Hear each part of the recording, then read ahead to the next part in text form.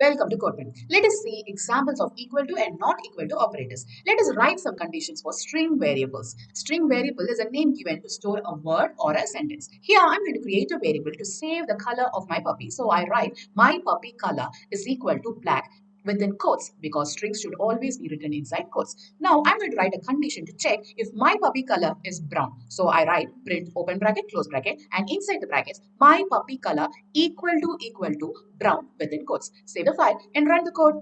See, the output is printed as false because the value of the variable on the left is black and value on the right is brown. Now, let us change the equal to operator to not equal to operator, which is an equal to sign and an exclamatory sign, and check the same condition again. So I write print open bracket close bracket and inside the brackets my puppy color is not equal to brown within quotes.